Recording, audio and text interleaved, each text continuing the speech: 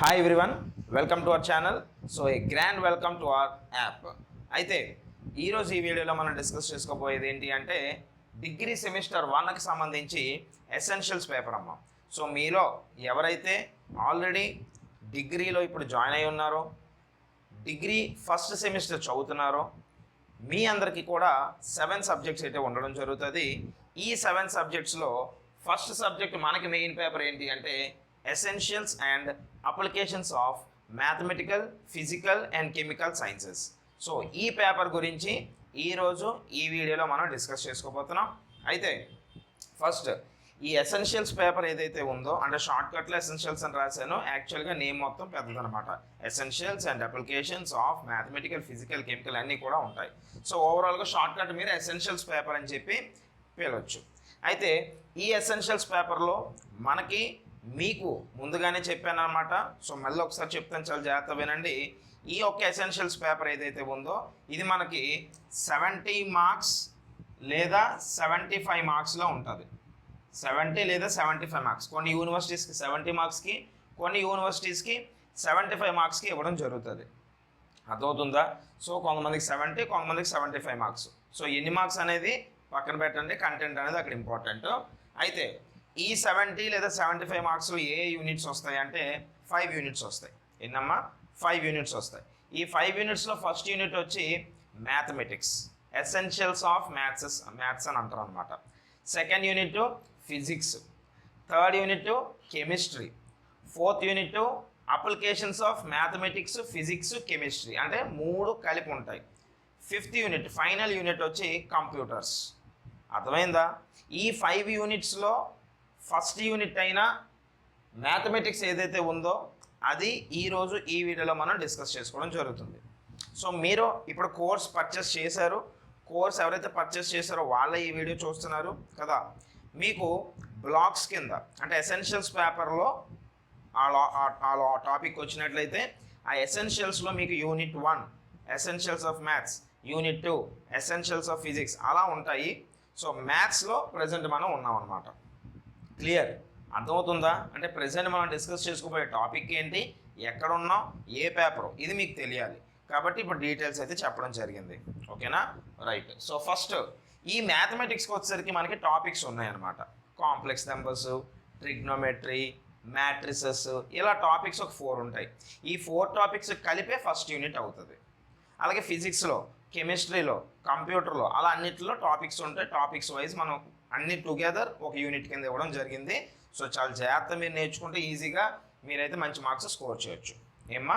అయితే మీకు నేను చెప్పేది ఒకటే, మనం ఏదైతే కాన్సెప్ట్ అంటే మీరు ఇంకా ఫస్ట్ టైం మన యాప్ తీసుకున్నారనమాట. మన యాప్లో కోర్స్ ఫస్ట్ టైం మీరు తీసుకున్నారు, మీ సీనియర్స్ అందరూ కూడా తీసుకున్నారు, మంచి మార్క్స్ తెచ్చుకున్నారు, ఇదంతా కూడా జరుగుతూ ఉంది.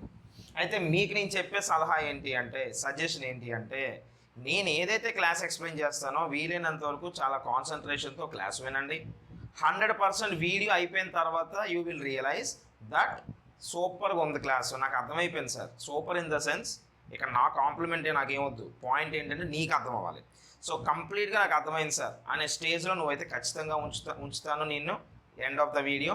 అలాగే అయిపోయిన తర్వాత మనం పీడిఎఫ్ కూడా ప్రొవైడ్ చేయడం జరుగుతుంది అనమాట. సో ఇక్కడ ఏవైతే చెప్తున్నామో అవన్నీ కూడా in the form of PDF వస్తాయి. ఆ పీడిఎఫ్ నువ్వు చదువుకొని ఈజీగా మార్క్స్ గెయిన్ చేసుకోవచ్చు.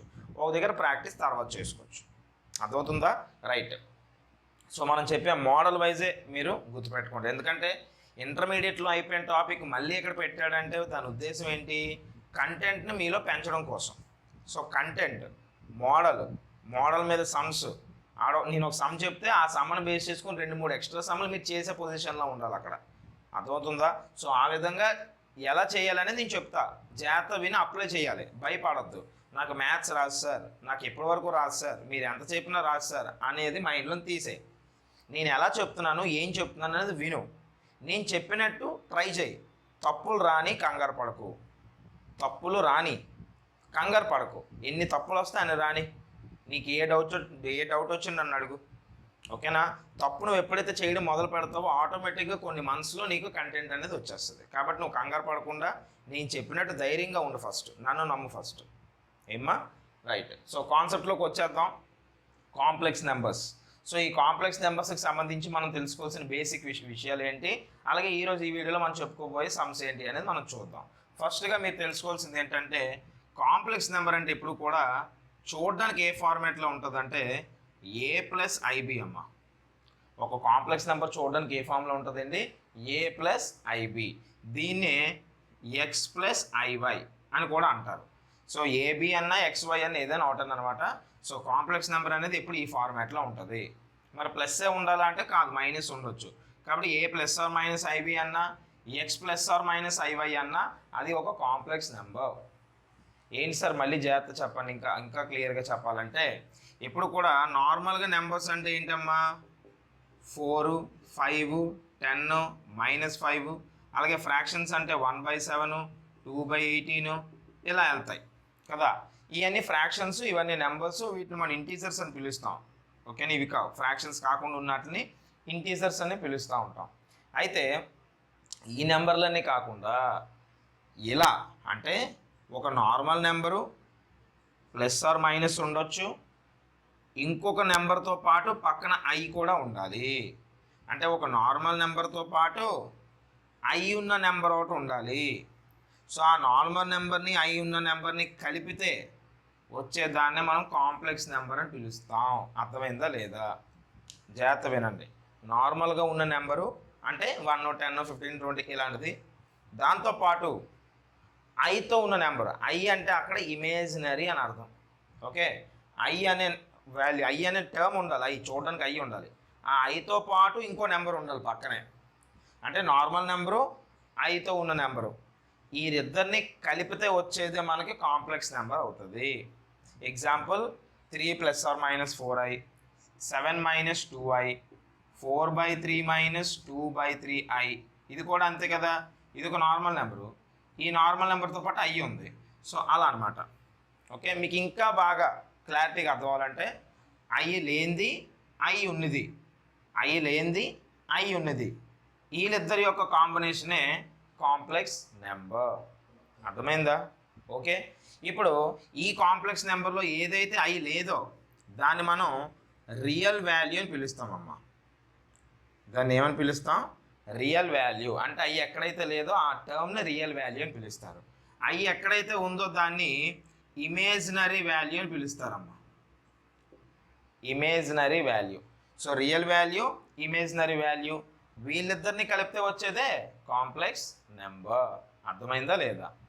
ఈ కాంప్లెక్స్ నెంబర్ని ఎప్పుడు దేంతో డినోట్ చేస్తారా అంటే జెడ్ అమ్మ. అంటే Z is equal to 3 + 4i అని చెప్పొచ్చు. జెడ్ అంటే అర్థం అక్కడ కాంప్లెక్స్ నెంబర్ అని అర్థం. జెడ్ అంటే అర్థం ఏంటమ్మా, కాంప్లెక్స్ నెంబర్. ఓకేనా, ఇవి కొన్ని బేసిక్ పాయింట్స్. తర్వాత ఇక్కడ మీరు తెలుసుకోవాల్సిన వాల్యూస్, i² వాల్యూ -1 అమ్మ.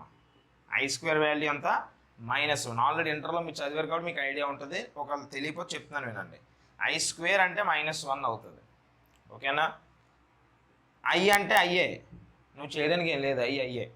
నెక్స్ట్ i³ అంటే ఏమవుతుంది, i² × i అవుతుంది. i² అంటే 2, i అంటే 1, 2 + 1 3. ఓకేనా, సో i² × i అంటే i³. i² వాల్యూ ఎంత, -1, i అంటే అయ్యే, -1 × i ఎంత, -i. అంటే i³ వాల్యూ ఎంతమ్మా, -i అమ్మ.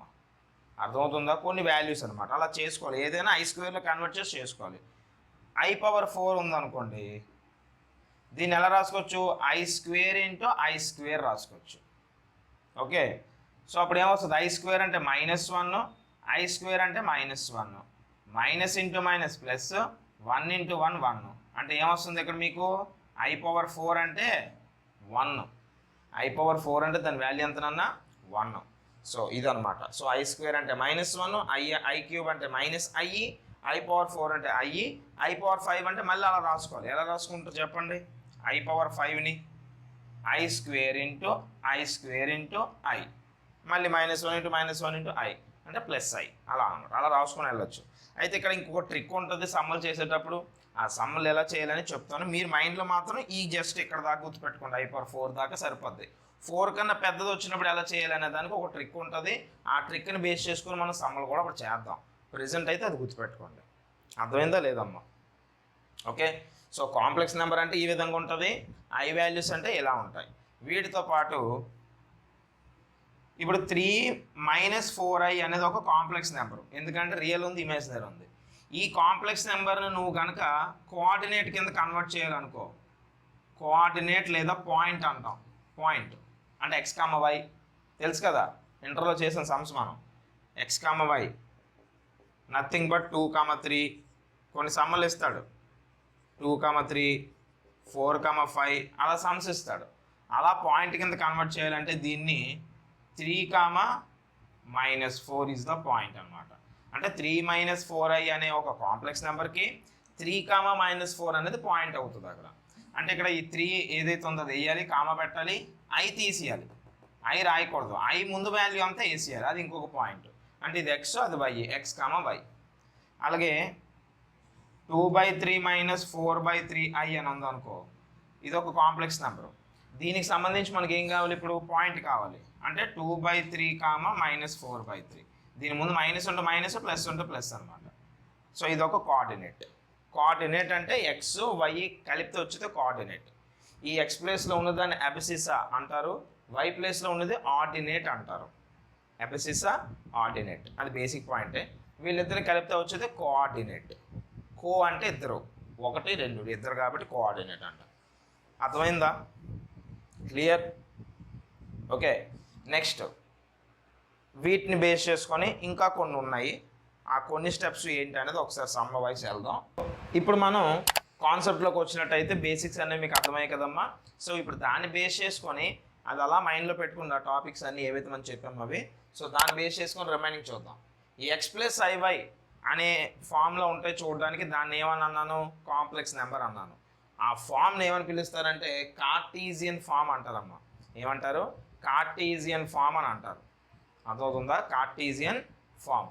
అలాగే r(cos θ + i sin θ) ఓకే, ఈ ఫామ్లో ఉంటే పోలార్ ఫామ్ అంటారమ్మా. పోలార్ ఫామ్ అంటే cos θ + i sin θ into r ఉండాలి బయట. అలాగే e⁻iθ ఇంటూ r ఉండాలి బయట. ఓకే, అంటే r ఇంటూ e⁻iθ. ఈ ఫార్మాట్లో ఉంటే దాన్ని ఎక్స్పోనెన్షియల్ ఫామ్ అని పిలుస్తారమ్మా. ఏమని పిలుస్తారు? ఎక్స్పోనెన్షియల్ ఫామ్ అని పిలుస్తారు. ఓకే, అర్థమవుతుందా అంతా? చూడండి. ఓకే కదా. సో ఇవి ఫార్మ్స్ అనమాట. నెక్స్ట్ ఇవి యూజ్ అవుతాయి బాగా. కార్టీజియన్ మీద, పోలార్ మీద సమ్స్ ఉంటాయి, జాగ్రత్త మైండ్లో పెట్టుకోండి. Next finding quadrant. అసలు క్వాడ్రంట్ని ఎలా ఫైండ్ చేయాలి అనే కాన్సెప్ట్ ఇక్కడ చెప్తాను.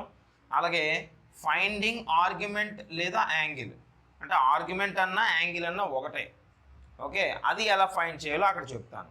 సో ఫస్ట్ నేను చెప్పిన కాన్సెప్ట్ వినియండి. నేను ఏదైతే అప్లోడ్ చేస్తానో ఆ పీడిఎఫ్ని అప్పుడే మీరు ఏం చూడక్కర్లేదు, క్లాస్ విన్నాకే చూడండి కాన్సెప్ట్ ఇప్పుడు కూడా. రైట్. సో ఫైండింగ్ క్వాడ్రంట్ అంటే క్వాడ్రంట్ అంటే ఏంటి, అసలు దాన్ని ఎలా ఫైండ్ చేయాలి ముందు మనం తెలుసుకొని, అంటే ముక్కల కింద ఇంపార్టెంట్ అన్నీ చెప్పి పెద్ద సమ్ ఒకేసారి మీ చేయిస్తాను నేను. ఓకే, ఫస్ట్ క్వాడ్రంట్ అంటే నన్ను గుర్తుపెట్టుకోండి, ఇది ఒక సర్కిల్ కదా, ఓవరాల్ సర్కిల్. ఈ సర్కిల్ మొత్తం కూడా ఎప్పుడు కూడా 360 డిగ్రీస్ ఉంటుందమ్మా. ఎంత ఉంటుంది? 360 డిగ్రీస్ అంటే ఒక కేక్. ఓకే, ఆ విధంగా ఈ 360 డిగ్రీస్ ఈ ముక్క ఉంది చూసారా పార్ట్, ఇది ఎంత ఉంటుంది? ఇది 90 డిగ్రీస్ ఉంటుందమ్మా. 360లో ఒక ముక్క, ఈ పార్ట్ ఏదైతే ఉంటుందో అది 90 డిగ్రీస్. సో ఈ పార్ట్ మనం పర్సంటేజ్ వేసి చెప్పుకోవాలనుకోండి, అంటే ఇది మొత్తం ఎంత అవుద్ది? ఇది డిగ్రీస్లో 360 డిగ్రీస్ మొత్తం అంటే 100%ఏనా? 100%. ఈ 100%లో ఒక పార్ట్ ఎంత ఉంటుంది? 25%. 100%. సో ఈ 25% పార్ట్ ఏదైతే ఉందో దీన్నే 1/4 అని పిలుస్తారు. 1/4 పార్ట్ అంటారు. ఇది 1 అయితే ఇది 1/4. 1/4 కలిపితే హాఫ్, 1/2.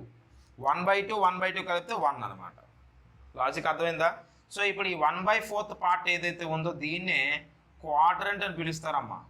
ఏమని పిలుస్తారు? క్వాడ్రంట్. అంటే ఈ పార్ట్ని క్వాడ్రంట్ అని పిలుస్తారు.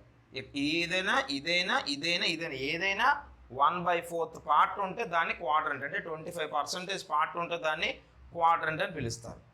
అర్థమైందా లేదా? సో ఈ క్వాడ్రంట్ని సమ్మల్లో యూజ్ చేయడం రావాలి. అక్కడ సమ్మల్లో ఎలాగంటే ఎగ్జాంపుల్ చెప్తాను వినండి. ఫర్ ఎగ్జాంపుల్ చాలా జాగ్రత్త వినండి. ఇక్కడ మీకు కొన్ని ట్రిక్స్ ఇచ్చా. ఏంటంటే ఈ క్వశ్చన్లో ఇస్తాడు ఆడు question. For example 3,5 3 + 5i 2 - 3i ఇలా ఇస్తారు కదా, ఏదో ఒకటి కాంప్లెక్స్ నెంబర్. దాన్ని బేస్ చేసుకొని చెప్పాల్సి వస్తుంది మనం. ఇక్కడ గుర్తుపెట్టుకోండి, ప్లస్ ప్లస్ సింబల్ ఉన్న ఏదైనా ఆ కోఆర్డినేట్ Q1 అంటే క్వాడ్రంట్ 1లో ఉంటుంది. ప్లస్ ప్లస్ Q1, మైనస్ ప్లస్తో ఉన్నది Q2 క్వాడ్రంట్ 2, మైనస్ మైనస్తో ఉన్నది Q3 అంటే క్వాడ్రంట్ 3, ప్లస్ మైనస్తో ఉన్నది Q4 అంటే క్వాడ్రంట్ 4. సార్ బాగా చెప్పారు కానీ అర్థం అవ్వలేదు, చెప్తాను. అంటే ప్లస్ ప్లస్ ఉన్న టర్మ్ ఇందులో పడాలి, ఇందులోకి వస్తుంది ఈ పార్ట్లోకి. మైనస్ ప్లస్ ఇందులోకి వస్తుంది, మైనస్ మైనస్ ఇందులోకి వస్తుంది, ప్లస్ మైనస్ ఇందులోకి వస్తుంది. Example 2 + 3i is in which quadrant అని అడుగుతాను అన్న. 2 + 3i is in which quadrant అని అడుగుతాడు. సో ఈ 2 + 3i అనేది ఏ క్వాడ్రంట్లోకి వెళ్తుంది? నేనేం చెప్పాను, దీన్ని పాయింట్లోకి ముందు మార్చుకోవాలి. పాయింట్కి వచ్చేసరికి 2, 3 ఇదేమో ఎక్స్ ఇదేమో వై అయ్యాలి, ఐ అయ్యకూడదని చెప్పి ఇందాక చెప్పాను లాస్ట్లో. సో అది. సో ఈ 2, 3 మీరు అబ్జర్వ్ చేసినట్టు 2 ముందున ఏముంది, ప్లస్ ఉంది.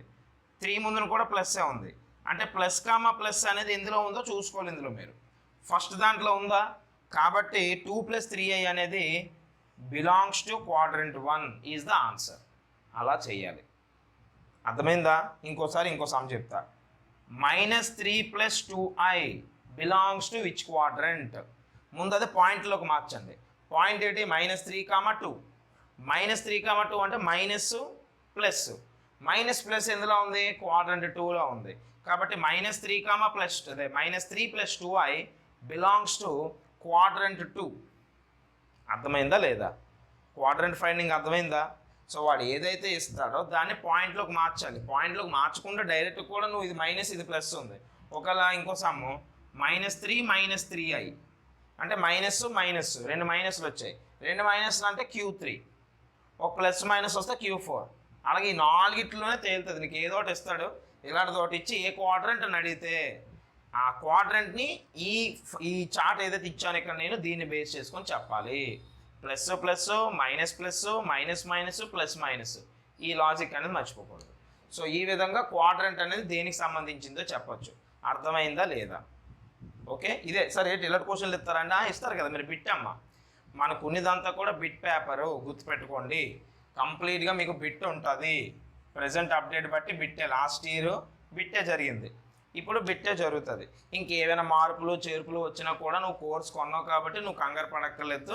నీకు ప్రతిదీ నేను అప్డేట్ ఇచ్చేస్తాను, ప్రాబ్లం లేదు. ఓకే, సో ఇదనమాట. నెక్స్ట్ ఆర్గ్యుమెంట్లోకి వద్దాం.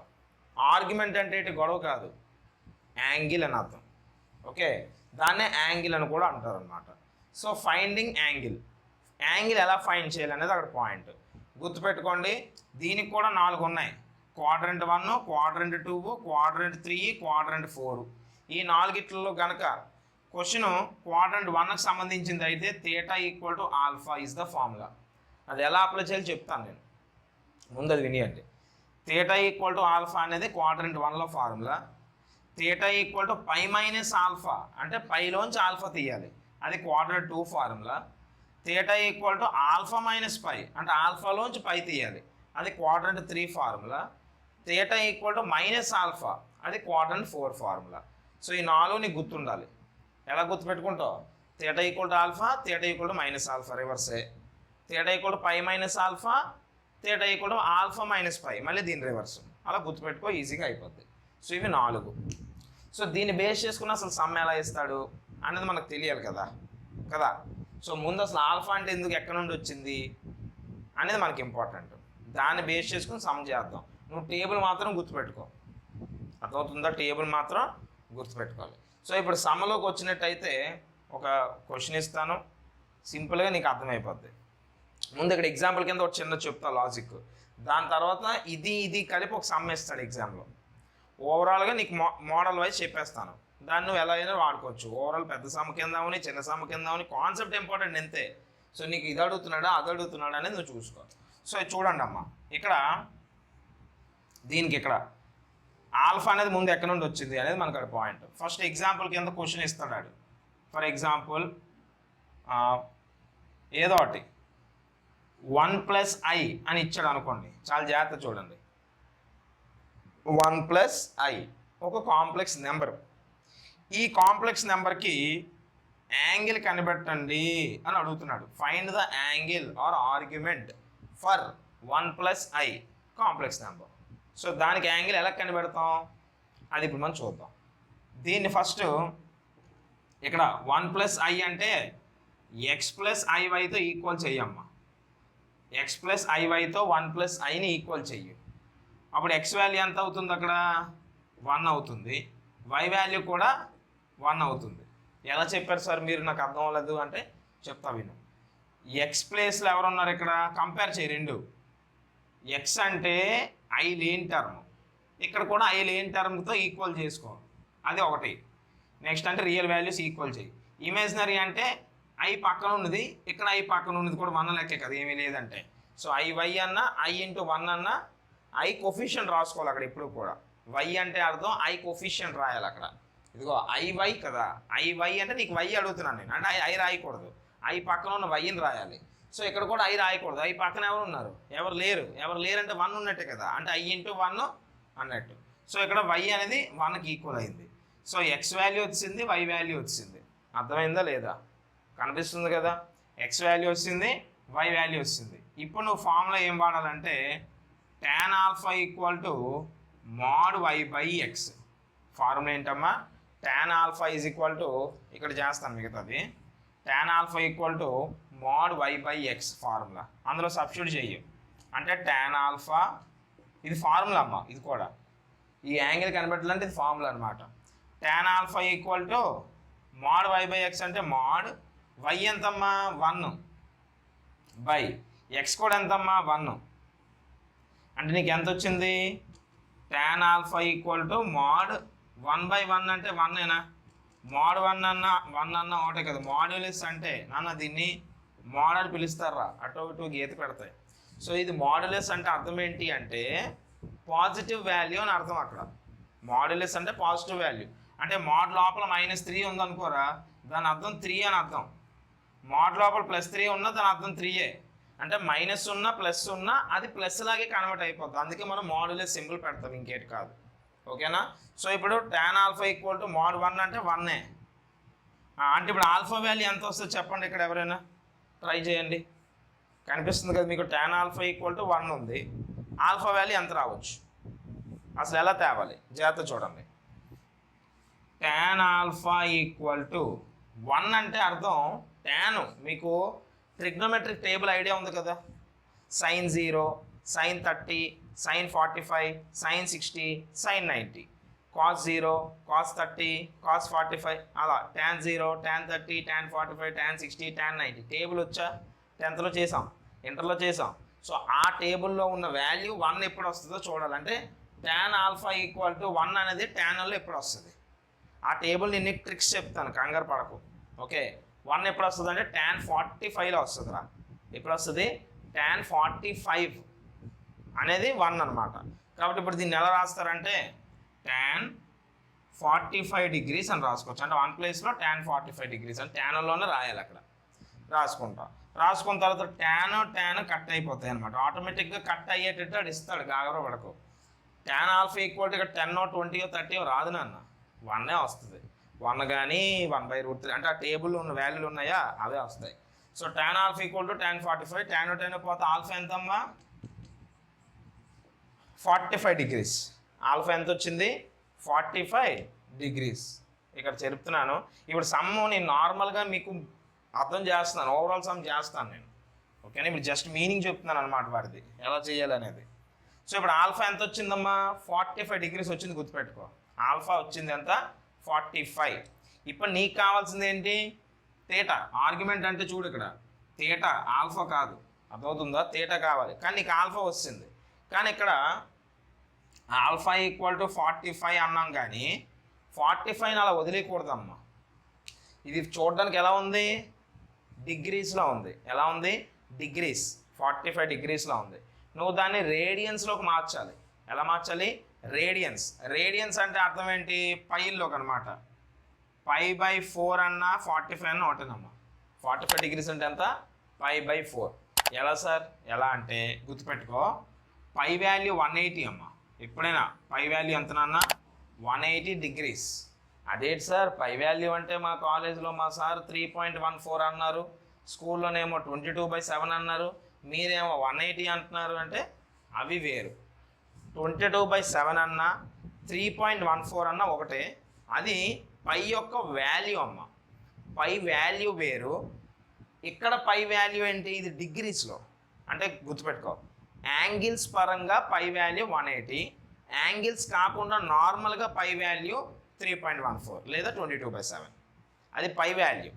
ఇది పై యొక్క value in terms of angle అనమాట, యాంగిల్స్ పరంగా 180 degrees. క్లియర్? సో ఇప్పుడు ఈ 180 అనేది ఇందులో పెడితే నీకు ఎంత వస్తుంది మామూలుగా నీకోసం, π/4 అంటే 180/4, 4 1s are, అర్థమవుతుంది కదా, 4 4s are 16, 2 ఉంటుంది, 4 5s are 20. ఎంత వచ్చింది, 45 వచ్చిందా లేదా, అంటే π/4 అన్న 45 అన్న ఒకటే. సో ఇప్పుడు ఆల్ఫా ఎంత వస్తుంది, 45, అంటే π/4. ఇదే నీకు ఇంపార్టెంట్, ఇక్కడ ఎప్పుడు కూడా ఇలా రాయాలి, ఇలా రాయకూడదు. సో ఆల్ఫా π/4 వస్తుంది, బాగుంది, అలా ఉంది. ఇప్పుడు మనం ఏ క్వాడ్రంట్లో ఉన్నామో చూసుకోవాలంటే క్వశ్చన్ చదవాలి. ఫస్ట్ క్వశ్చన్ చూడు, 1+i అంట. 1+i అంటే అర్థం 1,1ఏనా, అంతే కదా, 1 1 అంటే 1,1 అంటే ప్లస్సేనా, మైనస్ లేవు కదా. ప్లస్ ఏ క్వాడ్రంట్లో ఉందమ్మా, చూడండి, ఏది ఇక్కడ చూడండి, క్వాడ్రంట్ ఇంపార్టెంట్ అక్కడ కూడా. ప్లస్ ఫస్ట్ క్వాడ్రంట్లో ఉంది కాబట్టి therefore 1+i belongs to Q1. Okay, అయిపోలేదు కానీ 1+i అనేది Q1లో ఉందని చెప్పేసాం. క్వాడ్రంట్ ఫైండింగ్ అనేది తెలిసింది.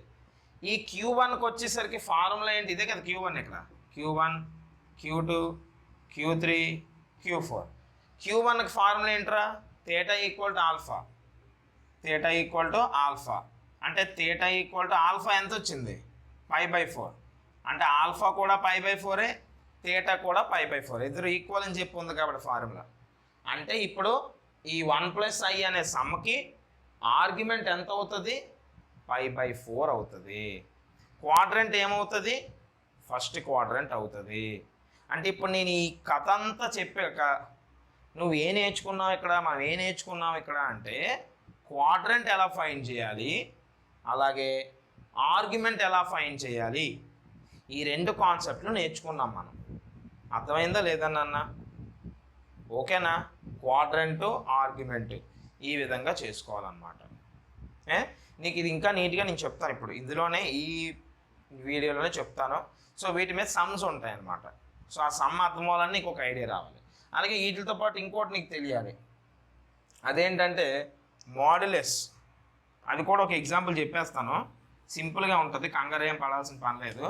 ఆ మూడు కలిపి ఒక సమ్ ఇస్తా, అప్పుడు నీకు ఒక ఐడియా వస్తుంది లాజిక్ కోసం, ఇంకేటి లేదు. ఏంటి సార్ అది అంటే ఇప్పుడు అదే క్వశ్చన్ చేద్దాం, మనకు అర్థం అవ్వాలి కదా ఈజీగా, అదే చేద్దాం. 1+i అనే కాంప్లెక్స్ నెంబర్ ఇచ్చాడు, మాడ్యులస్ అడుగుతున్నాడు అనుకోండి, ఫైండ్ మాడ్యులస్ అని అడుగుతున్నాడు అనుకోండి. దీనికి సింపుల్గా చేసుకోవచ్చు, పెద్ద మెథడ్లో చేసుకోవచ్చు, ఎలా చేసినా ప్రాబ్లం అయితే ఏమీ లేదు. సో మాడ్యులస్ అంటే ఇది ఒక కాంప్లెక్స్ నెంబర్ అంటే జెడ్ఏనా, నీకు చెప్పాను నేను, జెడ్ అంటే 1+i అని చెప్పాను, కాంప్లెక్స్ నెంబర్ జెడ్, ఓకేనా? దీనికి మాడ్యులస్ కట్టాలి అంటే మాడ్ జెడ్ కట్టాలిరా. మాడ్యులస్ అంటే మాడ్ జెడ్. ఎలా కడతాం తెలుసా, షార్ట్కట్ చెప్తున్నా, రూట్ పెట్టుకో, 1 ఉందా దాన్ని స్క్వేర్ చేయి. ఐ అంటే అర్థం ఐ పక్కన ఎంత ఉన్నట్టు, ఐ పక్క వాల్యూ వేయాలని ఇందాక చెప్పా, దాని వాల్యూ ఎంత 1, అది కూడా స్క్వేర్ చేయి. ఎంత వస్తుంది, √2 వచ్చింది. అంటే మాడ్యులస్ ఎంత వచ్చినట్టు, √2 వచ్చినట్టు. Simple okay. సో ఇంకో సమ్ ఇస్తాను, జెడ్ = 3 - 4i. దీనికి మాడ్యులస్ ఎలా కడతావు, రూట్ వేస్తావు, 3² ఫస్ట్ ఉన్న వాల్యూ వేస్తావు, ప్లస్ పెడతావు, ఇక్కడ మైనస్ ఉన్న ప్లస్ ఉన్న ఇక్కడ ప్లస్సే పెట్టాలి, ఓకే. తర్వాత అంటే ఇందులో వాల్యూస్ నీకు తెలియాలి. ఇక్కడ x వాల్యూ ఎంత, +3, y వాల్యూ ఎంత 4 అంటారేమో, -4. అర్థమవుతుందా, చాలా జాగ్రత్త చూసుకోండి. ఐ పక్కన ఉన్నది అంటున్నాను, ఐ పక్కన ఉన్నది అంటే మొత్తం ఆ సైను అది అన్నీ చెప్పాలి, ప్లస్ ఉన్న ప్లస్ మైనస్ ఉన్న అన్నీ చెప్పాలి. సో -4 అనేది y అవుతుంది, 3 అనేది x అవుతుంది. కాబట్టి -4 హోల్ స్క్వేర్ అంటే √9 ప్లస్ -4 హోల్ స్క్వేర్ అంటే మైనస్ ఇంటూ మైనస్, స్క్వేర్ అంటే 2 టైమ్స్ కదా, మైనస్ ఇంటూ మైనస్ ప్లస్ అయిపోద్ది, 4 స్క్వేర్ 16 అంటే √25. √25 అంటే 5 అంటే జెడ్ అంటే మోడ్ జెడ్, ఇది మోడ్ జెడ్ ఎంతనన్నా 5 అనమాట. మోడ్ జెడ్ ఎంత 5 అనమాట. సో ఇది షార్ట్ కట్ మాడ్యులస్ ఫైండ్ చేయడానికి. మరి పెద్ద సమ్ నార్మల్గా ఎలా చేయొచ్చు సార్ అంటే first r of cos theta plus i sine థీటాతో ఈక్వల్ చేయాలి ఫస్ట్ ఇచ్చిన క్వశ్చన్ని 1 + i. ఇందులో రియల్ వాల్యూ ఏంటన్నా r into cos theta plus మొత్తం చెయ్యి r into i sine theta equal to 1 + i. అర్థమైందా? ఇది ఓవరాల్ లాంగ్ మెథడ్ అనమాట. అంటే first r of polar form అని ఎందుకు చెప్పానా అది రాసి అది 1 + i ఏదైతే కాంప్లెక్స్ నెంబర్ ఇస్తాడో అది రాయాలి, వాళ్ళిద్దరిని ఈక్వల్ చేయాలి. So r cos theta r sign theta ఏదైతే ఉందో అది రాసుకుంటాం. సో ఇక్కడ రియల్ వాల్యూ అంటే ఏమన్నాను ఐ లేనిది ఇక్కడ ఏంటి లెఫ్ట్ సైడ్లో ఆర్ కాస్ థీటా, రైట్ సైడ్లో 1 అంటే రెండు రియల్ వాల్యూస్ని వదిలి పెట్టాం. అలాగే ఇమేజినరీ వాల్యూ ఏంటి ఆర్ సైన్ థీటా, ఐ రాయకూడదు, ఇక్కడ కూడా 1. సో వీళ్ళిద్దరిని స్క్వేరింగ్ అండ్ యాడింగ్ చేయాలి. స్క్వేరింగ్ అండ్ యాడింగ్ అంటే జాగ్రత్త చూడు, స్క్వేరింగ్ అంటే r square cos square theta, ఇది r square sine square theta. Squaring చేస్తేనే లేదా ఇద్దరిని, యాడింగ్ అంటే ప్లస్ చెయ్యి. అలాగే ఇది కూడా 1² + 1² అంటే ఇక్కడ నువ్వు జాగ్రత్త చూడు, లెఫ్ట్లు ఇద్దరిని స్క్వేర్ చేసి యాడ్ చేశాను, రైట్లు ఇద్దరిని స్క్వేర్ చేసి యాడ్ చేశాను. సో ఇక్కడ r² కామన్ తీస్తే cos square theta plus sign square theta ఉంటుంది. r² కామన్ తీస్తే లోపల cos square theta plus sign square theta ఉంటుంది. 1² అంటే 1, 1² 1, 1 + 1 2 అంటే ఇక్కడ r² ఇంటూ ఇది ఒకటి వచ్చింది, cos square theta plus sign square theta. Formula ఏంటో తెలుసా? Identity trigonometry. Sign square theta plus cos square theta equal to 1 చదివామా లేదా? అంటే దీని వాల్యూ 1 అమ్మ. అప్పుడు r² ఇంటూ 1 ఈక్వల్ టు ఎంత వస్తుంది? 2 వస్తుంది. r² into 1 equal to 2. r² into 1 అంటే r²ఏనా? నీకు r వాల్యూ కావాలంటే స్క్వేర్ అట్ వెళ్తే రూట్ అవుతుంది నాన్న. అంటే r వాల్యూ ఎంత వచ్చింది? √2. మరి ఇందాక కూడా ఎంత వచ్చింది? √2. ఇదంతా లాంగ్ ప్రాసెస్, ఇది షార్ట్ ప్రాసెస్. ఇక్కడ r వచ్చింది, ఇక్కడ మాడ్ జెడ్ వచ్చింది. ఏంటి సార్ సంగతి అంటే ఏం లేదు, r అన్నా జాగ్రత్త విను, r అన్నా మాడ్ జెడ్ అన్నా రెండు ఒకటే, రెండు కూడా మాడ్యులస్ని రిప్రజెంట్ చేస్తాయి. అర్థమైందా? r అన్నా మాడ్ జెడ్ అన్నా రెండు కూడా ఒకటే. క్లియరా? సో సింపుల్గా నీకు మాడ్ జెడ్ ఎలా ఫైండ్ చేస్తామంటే రూట్ పెట్టు, ఎక్స్ వాల్యూ వేసి స్క్వేర్ చేయు, వై వాల్యూ వేసి స్క్వేర్ చేయు, యాడ్ చేయు, అంతే. ఫార్ములా ఇది. సింపుల్గా చెప్పాలంటే √x² + y² అనే ఫార్ములాలో వేసేస్తే ఆటోమేటిక్గా నీకు మాడ్ జెడ్ వచ్చేస్తుంది. దాన్నే ఆర్ అని కూడా అంటారు. సో ఇప్పుడు నీకు మాడ్యులస్ ఎలా ఫైండ్ చేయాలో చెప్పానా లేదా? నీకు ఇప్పుడు అన్నీ అర్థమయ్యాయి. కాకపోతే అన్నీ అలా చేయడం వల్ల ఒక కన్ఫ్యూజన్లో ఉన్నావు. కంగారు పడకు, వీడియో ఇంకా అవ్వాలా. ఇప్పుడు నేను ఓవరాల్ ఒక సమ్ చెప్తాను, నీట్గా కాన్సెప్ట్లు చెప్పేసాను కదా చిన్నవే. ఇప్పుడు అన్నీ కలిపి ఒక సమ్ చెప్తాను, నీకు ఇప్పుడు చిటికలో అర్థమైపోద్ది. సో మనం మాడ్యులస్ ఎలా ఫైండ్ చేయాలో నేర్చుకున్నాం, ఆర్గ్యుమెంట్ ఎలా ఫైండ్ చేయాలో నేర్చుకున్నాం, క్వాడ్రంట్ ఎలా ఫైండ్ చేయాలో నేర్చుకున్నాం. ఇప్పుడు మొత్తం కలిపి ఒక సమ్ చేద్దాం క్లారిటీ కోసం. అంటే ఎగ్జామ్లో నీకు ఈ మూడిట్లో ఏదో క్వశ్చన్ ఇవ్వచ్చు, లేదా 3 ఇవ్వచ్చు, అదేవిధంగా కలిపి ఇవ్వచ్చు, ఎలా అయినా ఇవ్వచ్చు అనమాట. వాడు ఎలా ఇచ్చినా నువ్వు చేయాలి అది. సో ఓకే, ఇక్కడ చూడండి అమ్మా, ఇంపార్టెంట్ సమ్ అనమాట ఇది. సో ఇక్కడ ఏం అడుగుతున్నాడు, ఇప్పుడు నేను ఏవైతే మీకు ముక్కల కింద చెప్పానో ఆ ముక్కలన్నీ కలిపితే ఈ సమ్ వస్తుంది. అంటే find the modulus and argument of -√3 + i అని ఇచ్చాడు. సో మాడ్యులస్ నేర్పాను, ఆర్గ్యుమెంట్ నేర్పాను, ఆ రెండింటిని ఉపయోగించుకోవాలి. సార్ మరి క్వాడ్రంట్ ఇవ్వలేదు ఏంటి సార్ అంటే, క్వాడ్రంట్ ఆటోమేటిక్గా ఆర్గ్యుమెంట్ కోసం వచ్చేస్తుంది కాబట్టి ఇవ్వలేదు, చెప్తాను. సో -√3 + i అన్నాడు కదా, గివెన్ వాడు ఇచ్చింది -√3 + i. ఓకే, ఇందులో నీకు x వాల్యూ ఏంటి? -√3, y వాల్యూ ఎంత? 1. ఎలా సార్ చెప్పారు? ఇచ్చింది x + iy కంపేర్ చేయండి అని చెప్పాను కదా. సో x అంటే -√3 అంటే ఏదైతే i లేదో అది రియల్ వాల్యూ. రెండు రియల్ వాల్యూస్ని ఈక్వల్ చేయాలి, రెండు ఇమేజినరీ వాల్యూస్ని ఈక్వల్ చేయాలి. ఐని ఎప్పుడూ ఈక్వల్ చేయకూడదు, గుర్తుపెట్టుకో. ఐ కాక అక్కడ ఏటి ఉందో అది రాస్తారు వై కింద. సో ఎక్స్ వై రెండు వచ్చాయి కదా. ఇప్పుడు వీళ్ళిద్దరిని ఉపయోగించుకొని మనం సాల్వ్ చేయాలి. సో దీనికి పాయింట్ ఏమవుతుంది, ఎక్స్ కామా వై అనేది కోఆర్డినేట్, అంటే -√3, 1 అనేది కోఆర్డినేట్ అవుతుంది అక్కడ. ఓకే, ఇందాక చెప్పాను, అయిపోయింది. సో ఇప్పుడు మనం ఇక్కడ మాడ్యులస్ కడదాం, ఆర్గ్యుమెంట్ కడదాం. మాడ్యులస్కి పెద్ద మెథడ్ చెప్పాను, షార్ట్ కట్ చెప్పాను. సో షార్ట్ కట్ చేసాం అనుకోండి, మాడ్ జెడ్ అన్నా ఆర్ అన్నా ఒకటే, ఇందాక చెప్పాను కదా. ఇప్పుడు ఫార్ములా ఏం చెప్పాను నేను, √(x² + y² చేసేయండి, సింపుల్గా వచ్చేస్తుంది అన్నాను. ఎక్స్ అంటే ఇక్కడ ఎంత, -√3² వై అంటే ఇక్కడ 1, అంటే √(-) అంటే ప్లస్ అయిపోతుంది, √3² అంటే స్క్వేర్ రూట్ పోతుంది, +1² అంటే 1, అంటే √(3 + 1) అంటే √(4) అంటే ఎంతమ్మా 2. √4 అంటే 2 కదా, 4ని 2² రాస్తే స్క్వేర్ రూట్ పోస్తే 2, అంటే ఇక్కడ మాడ్యులస్ అంటే ఆర్ వాల్యూ లేదా మాడ్ జెడ్ వాల్యూ ఎంత వచ్చింది, ఇక్కడ 2 వచ్చింది, అంతే. సో మాడ్యులస్ కన్వర్ట్ చేసాం, ఓకేనా. అలాగే ఇప్పుడు ఆర్గ్యుమెంట్ కూడా ఇదే క్వశ్చన్ కూడా అడుగుతున్నాడు. ఆర్గ్యుమెంట్ అంటే ఎంత, యాంగిల్ అంటే తేటా ఎంతో తెలియదు మనకి, అది ఇప్పుడు కనిపెట్టాలి. అది కనిపెట్టాలంటే మీకు ఫార్ములా చెప్పా, tan α = mod y/x అని చేసాం కదా సమ్ము. అలాగే tan α = mod y ఎంతమ్మ ఇక్కడ 1 అమ్మ, 1/-√3 అట, x -√3 అంటే tan α = mod. నేనేం చెప్పాను ఇందాక, మాడ్యులస్ ఉంది అంటే లోపల ఉన్నది ప్లస్, పాజిటివ్ వాల్యూ అవని నెగిటివ్ వాల్యూ అవని ఓవరాల్గా పాజిటివ్ అవుతుంది, కాబట్టి మైనస్ పోతుంది, 1/√3 అవుతుంది. అంటే tan α = ట్యాన్లో 1/√3 ఎప్పుడు వస్తుందో రాయాలి. ఇందాక 1కి ఎలా రాసామో అలాగనమాట. tan ఆల్ఫాలో 1/√3 ఎప్పుడు వస్తుంది, నీకు గుర్తు ఉండాలి, ఆ వాల్యూలు నీకై గుర్తు ఉండాలి. ఓకే, tan 30లో వస్తుంది 1/√3, tan 30 ఈజ్ 1/√3.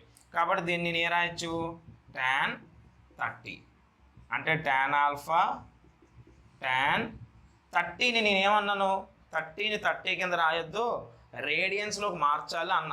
రేడియన్స్లో ఎంత రాయాలరా అంటే ఎప్పుడైనా గుర్తుపెట్టుకో, 5/6 అంటే 30 అమ్మ. సరే, మాకు అది ఎలా సార్ తెలుస్తుందని నేను చెప్తాను తర్వాత. అంటే ఏం లేదు, 180/6 చెయ్యు, 6 1s 6 3s అంటే 30 వచ్చిందా లేదా, అందుకే 5/6 అయ్యింది.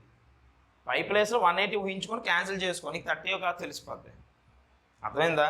సో 5/6 అంటే ఇప్పుడు ఆల్ఫా ఎంత వస్తుంది, ఇక్కడ tan పోతే 5/6 వచ్చిందిరా. ఆల్ఫా ఎంత వచ్చింది, 5/6. కానీ నీకు కావాల్సింది తేటా కదా, ఇంత ఇంకా సమ్ ఉంది. ఆల్ఫా అనేది 5/6 వచ్చింది. నీకు ఇందులో టేబుల్ కూడా చెప్పాను కదా, మనకి ఇచ్చిన క్వశ్చన్ ఎలాగుంది ఇప్పుడు, -√3 + i ఈజ్ ఇన్ ఏ క్వాడ్రంటో చెప్పగలుగుతారా, మైనస్ ప్లస్ ఏ క్వాడ్రంట్, సెకండ్ క్వాడ్రంట్, నువ్వు గుర్తుపెట్టుకోవాలి అవి. ఓకే, Q2 చూసుకో ఒకసారి, చెప్పాను ++- అని చెప్పానా, సెకండ్ క్వాడ్రంట్. సో -3 అంటే మైనస్ ప్లస్ అనేది సెకండ్ క్వాడ్రంట్, కాబట్టి సెకండ్ క్వాడ్రంట్ ఫార్ములా ఏంటి దేంది, ఇంకోటి కూడా చెప్పాను కదా, ఆల్ఫా = θ లేదా θ = ఆల్ఫా. అలాగే ఇక్కడ θ = π - α చెప్పానా, సెకండ్ క్వాడ్రంట్ చెప్పాను ఇప్పుడే. సో సెకండ్ క్వాడ్రంట్లోనే కదా ఇది కూడా వస్తుంది, మైనస్ ఇక్కడే కదా, అదే మైనస్ ఇక్కడే కదా. సో సెకండ్ క్వాడ్రంట్ వచ్చిందని Q2 రాశాను, అందులో ఏ ఫార్ములా ఉంది, θ = π - α. కాబట్టి therefore θ = π - α. π - α ఎంత వచ్చింది, π/6. అంటే ఇప్పుడు నువ్వేం కట్టాలి, π - π/6 కట్టాలి. ఓకే, π - π/6 ఎలా కడతానన్నా, π - π/6 అంటే ఎల్సిఎం చేయాలి. పై కింద 1 ఉంటుంది, అక్కడ 6 ఉంది. సో 1కి 6కి ఎల్సిఎం చేయాలి. నువ్వు ఎలా చేస్తావు, 1కి 6కి ఎల్సిఎం, ఇది నీకు వచ్చే ఉంటుంది, కానీ రాకుండా బేసిక్స్లో డౌట్ పడిన వాళ్ళు ఉంటారు కాబట్టి వాళ్ళకి చెప్తున్నా. 1కి 6కి ఎల్సిఎం, 1 అనేది 1 టేబుల్లో వచ్చేస్తుంది, 6 అనేది వస్తుంది కామన్. 6 అనేది ఇదిగోండి, అంటే 1లో వచ్చిన వరకు రాయాలి. 6 టేబుల్లో 1 రాదు, కానీ 1 అనేది 1 అయిపోయింది. అంటే ఇక్కడ పాయింట్ ఏంటంటే ఫైనల్గా ఆన్సర్లో 1లు ఉండాలన్నమాట. కాబట్టి 1ని యాస్టీస్ దించేస్తారు, 6 అనేది 6 టేబుల్లో వస్తుంది, 6 1s 6. సో లాస్ట్లో 2 1లు వచ్చాయా అంతవరకు చేయాలి. వీళ్ళిద్దరిని మల్టిప్లై చేయండి, 1 6 ఎంత 6, అంటే ఎల్సిఎం ఇక్కడ ఎంత వస్తుంది, 6 వస్తుంది. ఓకే, ఎల్సిఎం ఎంత 6. సో దీనికి ఇక్కడ ఒక ఫార్ములా నేను మీకు చెప్తాను వినండి జాగ్రత్తగా. పై మైనస్ పై బై సిక్స్లో ఎల్సిఎం 6 వచ్చింది కదా. ఇప్పుడు ఇక్కడ రెండు వాల్యూలు ఎలాగొస్తాయి అంటే క్రాస్ మల్టిప్లై చేయొచ్చు. కొంతమంది ఎలా చేస్తారంటే డైరెక్ట్గా pi into 6 pi minus pi into 1 pi 6 pi minus pi 5 pi by 6 అంటారు. ఇది కరెక్టే, కానీ ఈ క్రాస్ మల్టిప్లికేషన్ అన్ని రకాలుగా ఉపయోగపడుతుంది. కొన్నిసార్లు వస్తుంది, కొన్నిసార్లు అవ్వదు అనమాట. ఈ చిన్న సమాలు కాబట్టి అయిపోతుంది, ప్రాబ్లం లేదు. అందాకలకి మీరు ఇది మైండ్లో పెట్టుకుంటే తర్వాత ఒక ఫామ్లో నేను చెప్తాను ఎక్స్ట్రాగా సమ్మలు చేస్తున్నప్పుడు అప్పుడు మీకు ఐడియా వస్తుంది. అర్థమైందా లేదు ఎల్సిఎం చేయడం? ఓకే. సో థీటా ఎంత వచ్చింది ఓవరాల్గా? 5 పై బై 6 వచ్చింది. 5 పై బై 6 వచ్చింది. నీ క్వశ్చన్లో మాడ్యులస్ అడిగాడు, కట్టేసావు. ఆర్గ్యుమెంట్ అడిగాడు, కట్టేసావు. క్వాడ్రంట్ అనేది కామన్గా Q2 కట్టాల్సిన పరిస్థితి వచ్చింది, కట్టావు. అంటే ఇప్పుడు 3 వాల్యూలు నువ్వు సాల్వ్ చేసావా లేదా? అంతే.